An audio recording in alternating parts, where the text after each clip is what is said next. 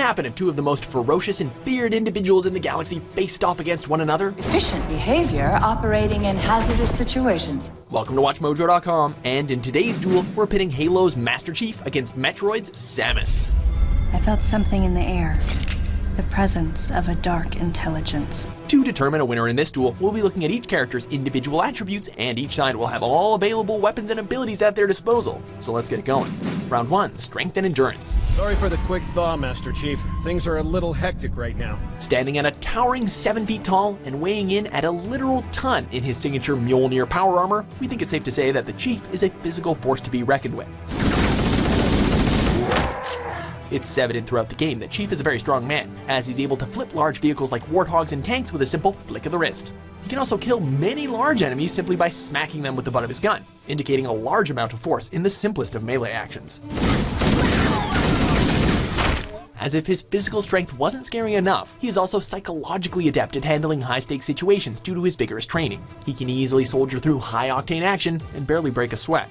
This is Sierra 117 of the UNSC Forward Under Dawn. We're on station, ready to assist. As formidable as Chief may appear, Samus is certainly no slouch either. She is also one to continue pushing on in her battles and adventures, rarely stopping for a breather or to recuperate. She always has her eyes on the prize, and if that means taking on a towering enemy like Master Chief, then so be it. She also comes equipped with her own set of power armor, which certainly would help in a battle against the Chief. However, it's evident that Samus may not be as psychologically sound as the ever-forward-thinking Chief. As shown in Metroid Other M, it is possible to break her down at the sight of some emotional reflection. While both have endurance to spare, Samus is no match against Chief's psychological training and physical brute force. If he can flip a tank, just imagine what he could do to Samus. Winner, Master Chief. It worked. You did it. Just like you always do. Round 2, Experience. Taken from his parents at a young age, John 117 has undergone intensive physical and psychological training throughout most of his life, and has even received biological and cybernetic enhancements to become the super soldier that he is today. The Chief's most notable achievements were stopping 2 major genocide events and leading the Earth to victory from near extinction against the Covenant. Though in his most recent adventure, he and his team were captured by Cortana and had to be rescued by Fireteam Osiris. Maybe it was his off day. Where's Cortana? She's gone, sir. Samus has a similar backstory in that she lost her parents to Ridley and was raised by a race of aliens called the Chozo, who infused her with DNA to resist planet Zebes' foreign environments. Like the Chief, she also received intense physical training at a young age to turn her into a formidable soldier. Now a freelance bounty hunter, Samus is a walking path of destruction, taking down the space pirates on numerous occasions and wiping out all the Metroids in the galaxy single-handedly. It's not all death and destruction with her though, as she did also save the Luminoth race from an interdimensional empire called the Ing. Again, all by herself. When it comes to taking on powerful enemies one-on-one, however, Samus easily has the upper hand. Sure, she needed help against Mother Brain, but she has other notable kills, including the Metroid Prime, a corrupted Aurora unit, and perhaps most notably, a fully powered version of herself while her suit had most of its components missing. In comparison, the most powerful foe the Chief has faced is the Didact, and it was Cortana that did most of the work, technically. For taking down stronger enemies, Samus takes this round.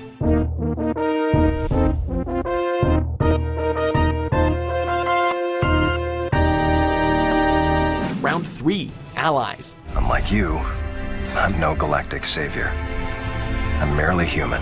While Chief is a formidable foe in his lonesome, he is even more powerful with his comrades, no matter what time period. Return to Infinity immediately. That's an order. During the Covenant Wars, he is often accompanied on his travels by an entire armada of UNSC forces, including Commander Miranda Keyes and the straight-out-of-the-80s action movie cigar-chomping Sergeant Avery Johnson. When we meet the enemy, we will rip their skulls from their spines and toss them away, laughing! He is also joined by his Covenant ally, the Arbiter, and most notably, the AI Cortana, who provides him with valuable information regarding installations, enemies, weapon systems, and a whole host of other topics. I've discovered something interesting about our new friends. When the big ones explode, that momentary flash we're seeing is actually a data purge. Even in the current timeline, without the help of those specific allies, Chief leads the blue team and is allied with Fireteam Osiris, meaning he is never without some well-trained help. And soldiers aren't machines. We're just people. Samus, being a freelance bounty hunter, tends to work alone, and as such comes up a little short on the allied front.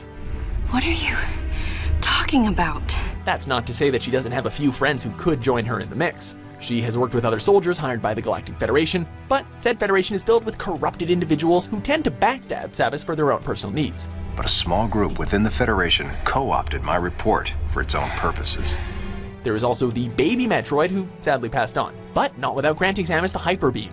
She also has the assistance of an AI companion who has the personality of Samus's deceased commanding officer, Adam Malkovich. But he's not as trustworthy since he is also controlled by the corrupted officials in the Federation, so there.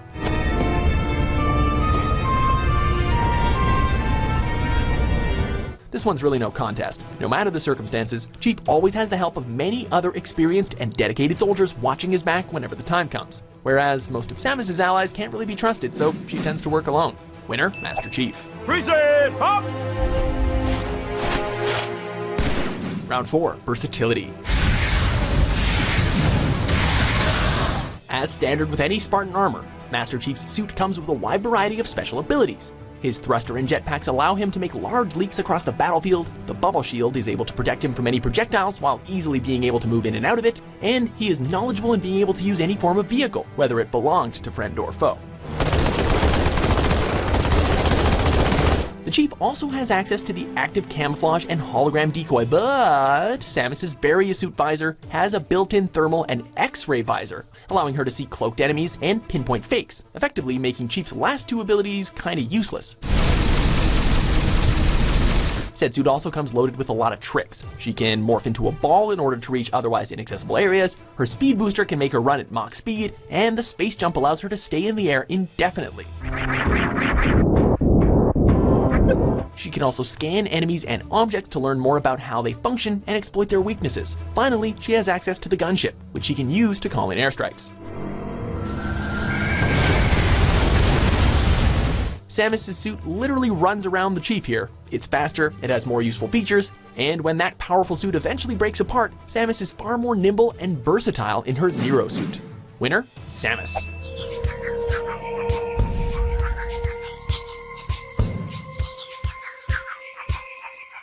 Round 5, Weapons and Powers. Chief has access to an extensive amount of UNSC weaponry, such as the MA5C assault rifle, and more powerful battle rifle, a high-powered shotgun, and the all-powerful Spartan laser, which does take a few seconds to charge but deals really heavy damage. With the help of his Covenant buddy Arbiter, he can also access alien technology, like plasma grenades which stick to enemies, and a powerful sword. Chief's armor undoubtedly helps him in dangerous situations. It can't take too much fire constantly, but it can quickly recharge to full power while he's in cover. His armor also comes equipped with an array of supplemental features, including a slot for an AI construct, a zooming helmet, and a built-in HUD, which includes a motion tracker. We still have a chance! Unlike the Chief's weaponry, however, Samus comes equipped with her own abilities and weapons all built into her suit. Her beam weapons don't rely on ammunition and can be charged up at any time for more powerful blasts. Her ice beam can freeze enemies solid, and she can also carry a large supply of missiles that can lock onto her foes. She also has access to the extremely destructive power bombs. As you know, they have the ability to spread a high-temperature heat wave over a large area, impacting living things. Both have awesome suits, but we have to say, Samus's is far more powerful. It can take a lot more damage, and her built-in beams have unlimited use, whereas Chief has to rely on standard ballistic ammunition, which quickly can run out. No, that's not... It's already done. Furthermore, Samus's wave beam can pass through solid objects, making Chief's reliance on cover completely ineffective. Combine this with her X-ray visor we mentioned earlier, and it leaves Master Chief with nowhere to hide. Chief put up a good fight, but in the end, Samus's abilities are just too vast and encompassing. Winner, Samus.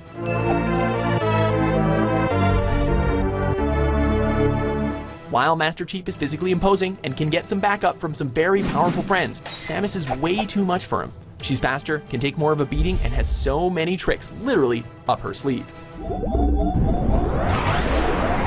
Do you agree with our outcome? Who do you think should have won? Hey, Princess.